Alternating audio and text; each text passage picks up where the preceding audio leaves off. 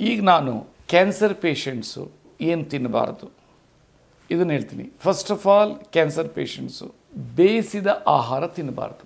ಬೇಯಿಸಿದ ಆಹಾರ ತಿನ್ನಬಾರ್ದು ಅಂದರೆ ಹೆಂಗಪ್ಪ ಜೀವನ ಮಾಡಬೇಕು ಅನ್ನೋದು ಅವ್ರಿಗಿರುತ್ತೆ. ಈ ಕೋತಿಗಳು ಏನು ಅವಾಗ 2-3 ದಿನ ಊಟ ಸಿಗಲಿಲ್ಲ ಅಂದರೂ ಅದನ್ನು ಏನು ಸಿಗುತ್ತೆ ಅದರಲ್ಲೇ ಗಟ್ಟಿಯಾಗಿರ್ತವೆ.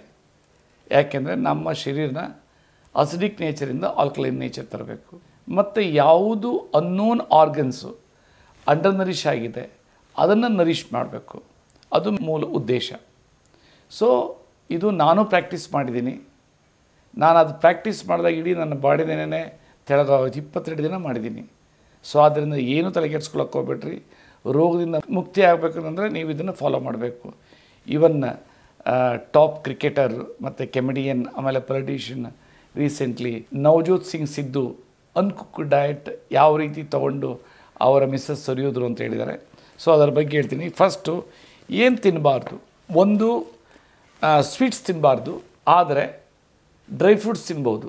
ಯಾಕೆಂದರೆ ಈಗ ಡೇಟ್ಸು ಅದು ಸ್ವೀಟಾಗಿರ್ತದೆ, ಅದು ತಿನ್ಬೋದು.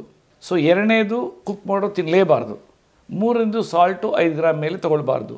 ಆಮೇಲೆ ಆಲ್ಕೋಹಾಲ್ ತೊಗೊಳ್ಬಾರ್ದು ಮತ್ತು ಸಾಲ್ಟ್ ತೊಗೊಳ್ಬಾರ್ದು ಹೆಚ್ಚಾಗಿ. ಆಮೇಲೆ ಎರೆಟೆಡ್ ಡ್ರಿಂಕ್ಸ್ ಅಂದರೆ ಕೋಕು, ಪೆಪ್ಸಿ, ಸೋಡಾ ಇವೆಲ್ಲ ತೊಗೊಳ್ಬಾರ್ದು. ಸೊ ಏನು ಫ್ರೆಶ್ ಜ್ಯೂಸ್ ಎಷ್ಟು ಬೇಕಾದ್ರೂ ತೊಗೊಳ್ಬೋದು. ಆಮೇಲೆ ರಾ ವೆಜಿಟೇಬಲ್ ಜ್ಯೂಸ್ ಲೀಚ್ ಮಾಡೋದು ಎಷ್ಟು ಬೇಕಾದ್ರೂ ತೊಗೊಳ್ಬೋದು. ಸೊ ಇದನ್ನು ಗಮನದಲ್ಲಿ ಇಟ್ಕೊಳ್ಬೇಕು. ಆಮೇಲೆ ಡೈರಿ ಪ್ರಾಡಕ್ಟ್ಸ್ ಏನು ತೊಗೊಳ್ಬಾರ್ದು ಎಕ್ಸೆಪ್ಟ್ ಮೊಸರು. ಆಮೇಲೆ ಬೇಕ್ರಿ ಪ್ರಾಡಕ್ಟ್ಸ್ ತೊಗೊಳ್ಬಾರ್ದು. ಸೊ ಇದನ್ನು ಗಮನದಲ್ಲಿ ಇಟ್ಕೊಬೇಕು. ಫ್ರೈಡ್ ಐಟಮ್ಸು ಇವೆಲ್ಲ ತೊಗೊಳ್ಬಾರ್ದು.